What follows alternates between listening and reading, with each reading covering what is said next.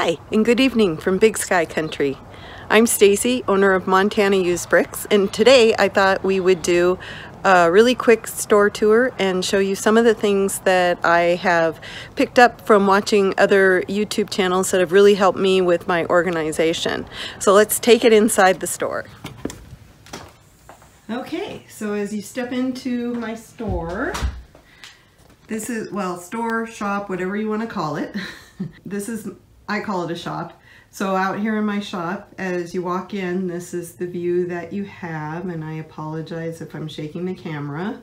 Over to the left, we have my Lego collection, and below that, all these bins are Lego that I still need to sort and put into inventory. So as you can see, I have quite a bit. And over on the back wall, and this side wall over here and over under the window is all the inventory.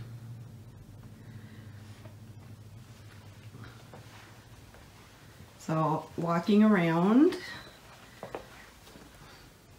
and we just recently acquired this cart, and I have to tell you that it's probably the best investment we ever made. It's made pulling large orders a breeze. Before, we would have to pull 4 or 5 little drawers, put them on the table, count them out, put the drawers away, and it was very time consuming, and this has probably cut that in half just by getting this cart. And we just recently got this in the last couple of months, and I love it. I wish we would have gotten one sooner. So all of these stack-ons we got from Home Depot. When we built the shop, I went ahead and just ordered them all online. I bought a couple of them here and there, but mainly these came from online order. We did open them all at Home Depot. The guy thought we were nuts, but I had read that a lot of times these will come cracked and then people would have to return them. And so I explained that to him, and he said, yeah, that's fine.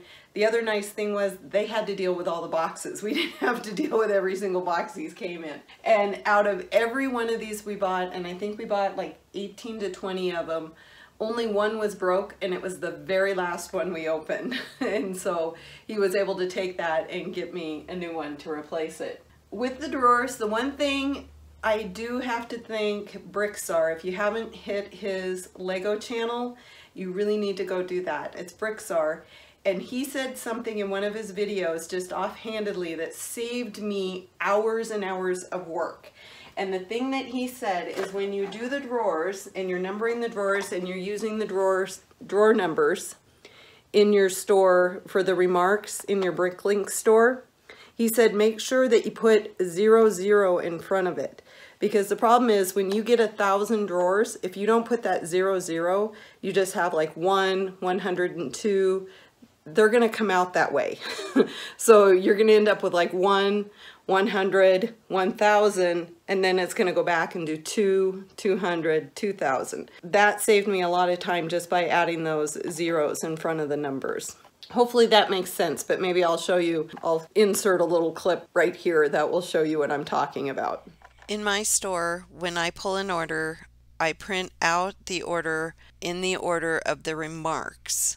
That way, when I'm pulling the parts, I'm pulling the parts from drawer 1 over to drawer 1200. And I can kind of go in order, and I don't have to jump around in my store. Based on that, using the remarks, if I was to sort by my remarks, right now they're going to come up in order. So drawer 153, and then drawer 354, 355, all the way down to drawer 1009. So let's say I didn't put the 0 in front of this first drawer. So let me take the 0 out of a couple of these and then resubmit it, and it's now you're probably thinking, okay, it's the same number, what happened to it? Because I didn't have that 0 in front of it, it's going to stick it down here in front of, make everybody dizzy, making myself dizzy. It actually put it all the way to the bottom because it's reading these first couple of numbers. So it's reading drawer 1148, 1269, but it's looking at these first three numbers. So it now put drawer 153 clear at the bottom. So if I didn't have those zeros in front of it, I'm going to be running all over the store because they're not going to be in numerical order.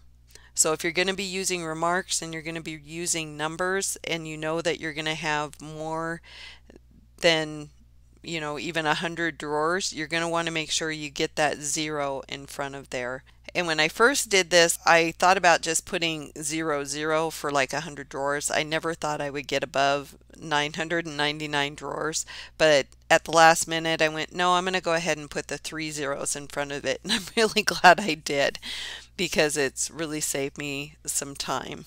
So hopefully that makes it a little bit more clear on what I was trying to explain. But if you have your drawers in numerical order and you want to be able to pull your orders in numerical order so you're not running all over your store, you'll want to make sure that you get those zeros in front of it. So the stack-ons are definitely one that we really liked and we went with.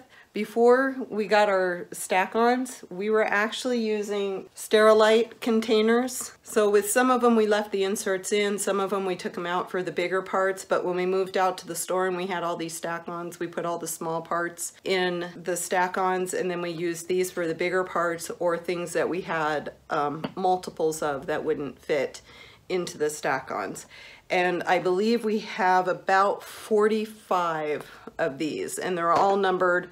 They all say stackable and then the number on them. When we built the shop, the contractor actually put, I believe it's 4x6 studs behind where we were going to put the stack-ons so that we wouldn't have to put the studs on the outside of the wall, which was a great thing to do as we were building. Our thought was we would just put the boards up and then drill into those, and he said no, let's make it look nice and put it behind the drywall. Building the shop from scratch was actually a wonderful thing, and explaining to the contractor what we were going to be doing with the space was even better. We actually paid a little bit extra to have him hang all of these because if my husband and I had to do it, we'd probably be divorced right now because it was a lot of work to get all these hung up.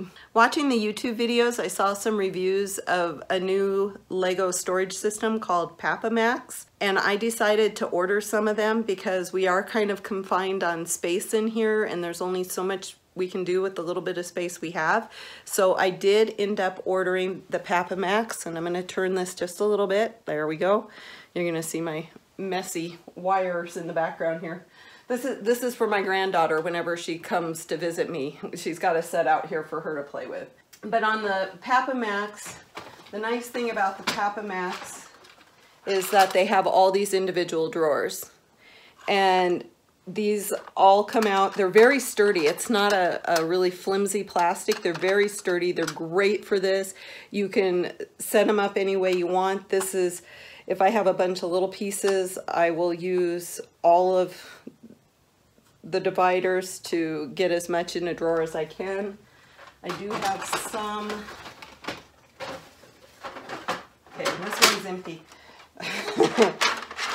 You can tell I need to really work on inventory. I'm getting down, all my drawers are looking like this. But with this, you can see I made bigger spaces to put some of the bigger plates, and I still have some of the smaller spots to put things. And I love these, and I was gonna order some more prior to the pandemic, and they were actually out of stock. I sent them an email, and they said, oh yeah, we're gonna have more in stock in April of 2020. Yeah, right as the pandemic hit. And so they haven't had them since then, and I just saw on their Facebook page this morning that they did say that they're going to go back into production the end of this year. So I am hoping to get about 8 more of these to put underneath the window and to put a couple more on top of here. These are awesome because the drawers do come out really easily to pull parts, and then they just slide right back in. Oh sure, make it a little bit difficult on that one. But I absolutely love those. I know a lot of people don't like them because you have to pull them all the way out to get to the ones in the back. But for the limited space we have, these are probably one of the best things we could have gotten besides the stack-ons. So let's swing you around and I'll show you a little bit more of the shop. So over in this corner, you'll notice that these are not gray. These ones are actually dark blue. All the dark blue ones we got from Lowe's. So I'm not sure if they still sell them there or not, but that's where we got most of our stack-ons, with either Lowe's or Home Depot, because we're kind of limited here in the small town in Montana, but it was nice to be able to get those. These are actually the ones, I believe we had all of these in the house prior to building the shop, so they took up quite a bit of space in our little house. Trying not to get too much of the backlighting here.